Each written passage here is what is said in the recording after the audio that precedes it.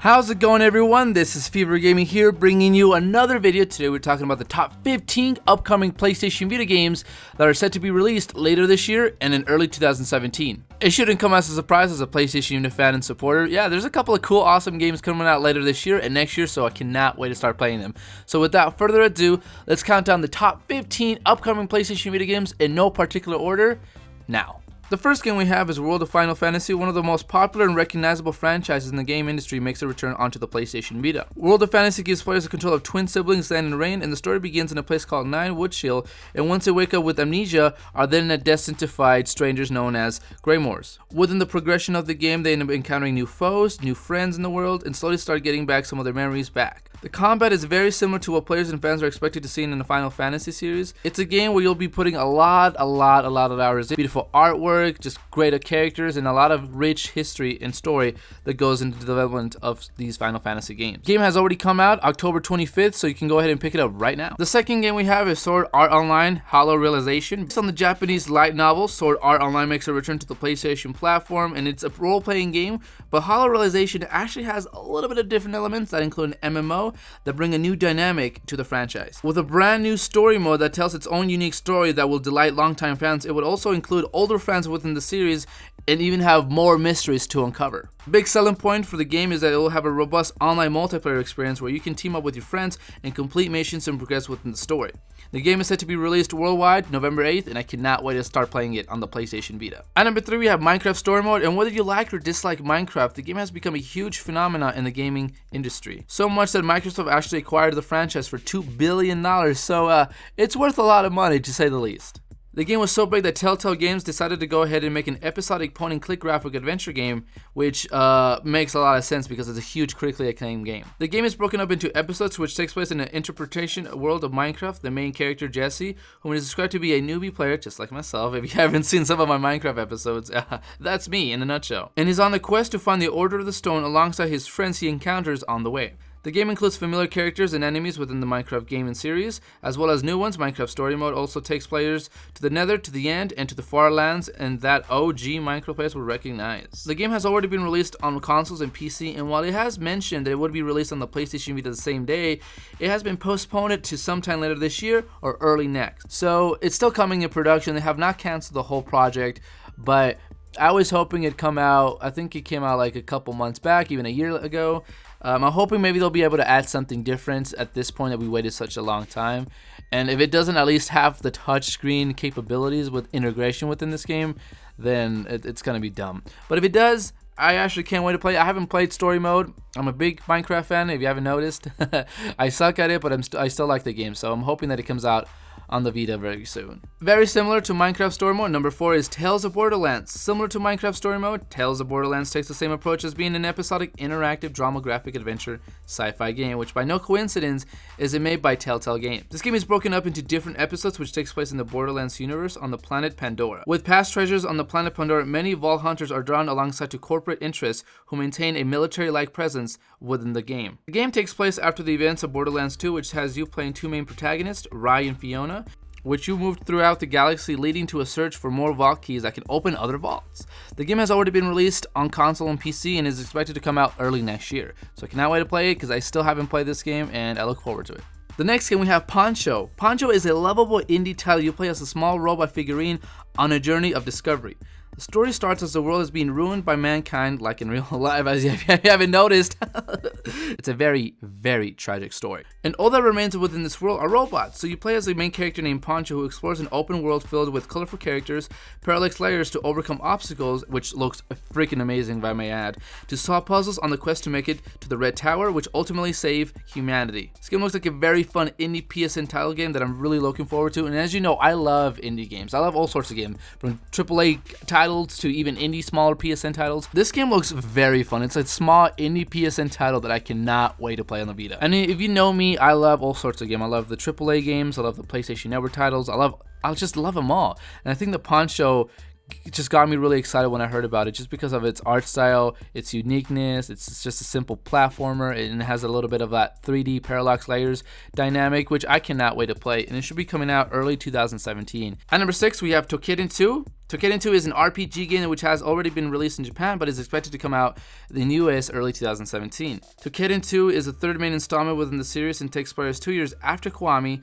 The main protagonist is a slayer who fought in the defense of the Awakening, where you wander into a dimension portal during a fight and emerge into the current setting in a village. That village is surrounded by mysterious power during the Awakening, so you'll be go ahead and discovering what's going on with that. The gameplay of the game is shifted into an open world hunting grounds from previous games, and a brand new story and so much discovering for the player to do. Toukiden 2 will be the major hit for the fans of the series and RPG lovers alike.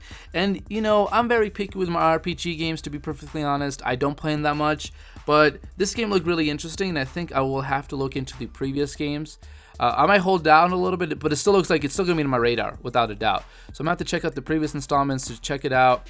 And then if that incites me, I'll even get this one. But it's in my radar just in case. So if you're a big RPG fan, check it out. The next game we have is Salt and Sanctuary, which is a 2D action role-playing game that has been released already on the PlayStation 4. The game begins with the player stowed away in a ship that is also carrying a princess from an unnamed country to an opposing country's kind in order to avert war. A group of marauders attack the ship, killing the crew, which you manage to go ahead and escape to the deck. Throughout the game, you encounter all sorts of creatures, boss battles, obtain power-ups, collect items, and ultimately defeat the nameless god. The game is set to be released early next year, and I'm very excited to play this game because I've seen a lot of reviews and a lot of gameplay of this game. And I've seen a lot of people playing this game on the PlayStation 4, and I was kind of excited about it. I thought about getting it actually, but then I heard it was coming out to the PlayStation Vita early next year. So I'm like, let me go ahead and just hold back a little bit because I like my Vita games on the go. And it looks interesting. It's a role-playing game. Again, I'm really picky with my games when it comes to that, but it's a game that's definitely going to be on my radar. And if you have played it, let me know how it is. I'm really interested to even get more reviews. Maybe that will incite me even more to get it on the Vita. The next game we have is Root Letter. This game is a visual novel adventure where it has players figuring out what exactly happened to your old pen pal, Aya, a girl who mysteriously vanished after receiving a particular letter. Wonder what happened. You are set to find out what exactly happened or if her existence was a hoax all along. The gameplay is split into two distinctive parts within the game. The adventure part, which has you interrogating other characters, the new Aya to get more information and really try to find out what happened if they knew anything. And the other part is the simulation part, where you relive and play prior interactions with Aya and try to piece it all together. Through your encounters and adventures, you unlock different endings based on your choices and find out what exactly happened to Aya, if even anything, because who knows, was she a real, was she a fake? I don't know. And that's what you'll be able to find out in Root Letter, which is set to come out November 1st in North America. And I like these type of games. They're more mysterious, don't give you that much information, and based off of that small little description, you're based off of trying to actually find out and put the pieces together. This is a game I'm really excited for. The next game on the list is Aztez, an upcoming side-scrolling brawler and turn-based strategy game where players fight throughout the areas within the Aztec Empire. You know, the whole thing before the whole Spanish invasion happened. Yeah, that time period.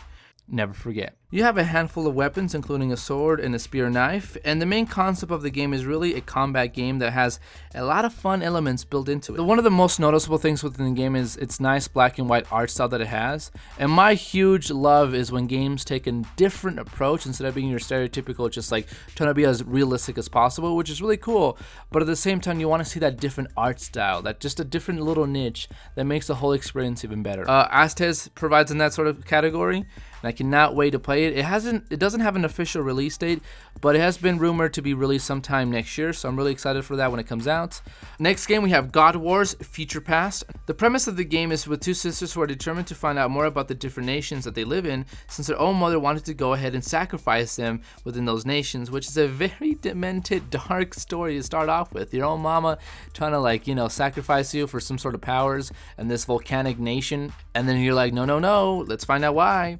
That's essentially what's going on in this game. Throughout the game, you build up your own army whom accompany you to help out accomplish multiple tasks and really discover why exactly was your mama trying to do that, but also about the different nations within the whole ecosystem you live in. This game is set to be released sometime next year, and it looks interesting. Once again, very picky with RPG games, but this game looks interesting, definitely on my radar when it comes out. The next game we have is The Longest 5 Minutes, the game that plays as a classic 8-bit RPG style game where the story takes place inside of the mind of a hero during his final encounter with an epic evil overlord. Throughout the game, you are able to recall old memories which help you advance throughout the journey, and the main objective is to gain the necessary memories needed to take on the overlords before it's too late. So it's like an RPG game, except it takes more of a throwback kind of style to it with an 8-bit element, which also means an 8-bit soundtrack, which also means an 8-bit art style. Really cool stuff, very concept. A lot of the older style type of games are making a comeback. If you haven't noticed already, it's a nice little like refresher in a sense, even though it's kind of nostalgic in a sense as well. So it's cool that they're taking this approach. So I'm a big fan of 8-bit games. You know, it has a nice nostalgic feel to it with that 8-bit art style, that 8-bit soundtrack, and they're able to bring that back within the PlayStation Store. And I think this is going to be a great game. Again, it's an RPG game, very picky with those, but the 8-bit style kind of intrigues me a little bit more because I'm a big fan of these type of games, especially my favorite series. Okay, I said series, not trilogy, is Hotline Miami. I still get like comments telling me like, hey Fever, it's not a trilogy, it's a series, it's just 2 games. Like, I get it. I goofed on my top 15 PlayStation Vita games, which I need to update that one because there's a couple games I played since then. So it's a very cool concept. The longest 5 minutes is like a metaphor. It's technically what you're doing happened in 5 minutes, but just played in slow motion and be able to go ahead and collect those memories to overall beat the Overlord. It seems to be like a very cool concept. So can't wait when it comes out. It's supposed to come out early 2017, so I'll keep you posted when it gets released. You know something? What I realized that the PlayStation Vita has a very small category and library of fighting games. With that being said, Garou Mark of Wolves makes a comeback to the Vita. I mean, granted, there was Mortal Kombat and Street Fighter as the games that came out to the PlayStation Vita, but Garou is actually kind of like the nice late 90s arcade style game that's making a reboot onto the PSN Store. The story of the game is quite simple. It plays 10 years after the crime lord Guy's death of the city of Southtown, which leads into a new fighting tournament called the King of Fighters. Afterwards, you end up essentially fighting your way to the top and to claim that prize of being the best fighter within Southtown. Not that the story necessarily cares. The whole gameplay is very simple. You essentially just have different combos, smash buttons, whatever your playstyle really is. Essentially try to defeat your opponent by fighting. That's it. I mean, if you ever played any fighting games like Brawl, whatever it is, it's the same concept. And you essentially, based off of that, you face new battles, new bosses, and essentially face to the last tournament and claim to be the best. So it's cool. I mean, I haven't seen a lot of fighting games on the PlayStation Vita, especially if you're a huge fighting game fan. No set release date, but it is expected to come out late this year or early 2017. So be on the lookout for that. The next thing we have is Earth Knight. This game is among one of my most anticipated games coming out to the Vita. And what I like about this game in particular is the hand-painted art style the game incorporates. The game is a Rouge-like runner about the dragon apocalypse. The dragons have taken over the world and have exiled the whole human race into outer space. I know it sounds goofy, but come on. It has dragons. That is the essence of a Game of the Year contender right there. All you need is dragons and boom, you're in. Not that anyone actually watches the VGAs.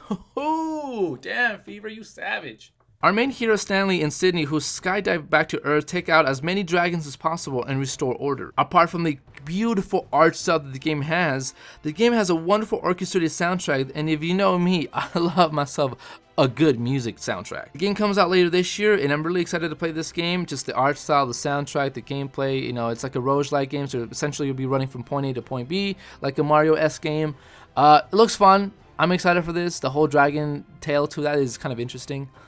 I've never really heard of anything like it, so I'm really excited for the game for sure. The next game is Akiba's Beat. Akiba's Beat is an upcoming action role-playing game, which is the third installment of the franchise that is set to come out later in 2016 in Japan and early 2017 in North America. Akiba's Beat is a JRPG title with added battle stages and other gaming mechanics. The game takes place in Akihabara and stars the protagonist of the game, Asahi. Asahi is living a regular life after deciding to drop out of college, whom links up with the transfer student right before doing so. Throughout the game, you'll link up with other characters and you're invited to party on a Sunday, which is the weird, that's a strange part right there. Party on a Sunday? What is this? 1999? As you attend the party, weird, mysterious things end up occurring within that stage. And to make matters even worse, there seems to be an undefinable man in a pink sash who appears during weird and unconventional moments within the game. I'm personally excited for this game. My favorite type of genre is like mysterious, like spooky games. You just don't know what's going to happen. And this definitely delivers within that story. It's an interesting kind of concept where it has a repeating Sunday, so you'll be essentially stuck in the same kind of room. But throughout the progression of the game, you end up actually kind of discovering a little bit more and progressing and being able to go ahead and get out, hopefully. Who knows what's happening? What is this undefiled man doing? What potion am I doing? Nobody knows exactly what's going on.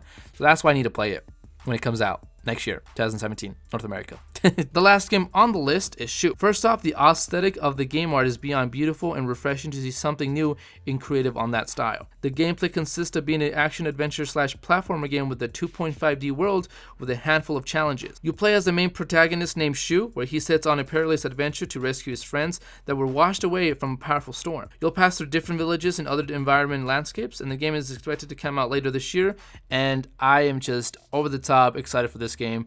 I mean, like I've mentioned throughout this whole list, I just love games that take different approaches and risks and have their own niche and art style to it. To me, that's just satisfying to see. If it's incorporated with a good soundtrack, it makes the whole experience even better. Even with that, taking it on the go when I'm on the bus or something, it's just like the best combination you can ever ask for. So this video concludes the top 15 upcoming games for the PlayStation Vita. There's still a lot of games more than this list suggests. So link in the description for the IGN post of all the upcoming games that are coming out later this year in early 2017. Make sure to give this video a like, subscribe if you haven't already, and comment down below what PlayStation Vita game you're excited to see, and I'll catch you guys on the next video.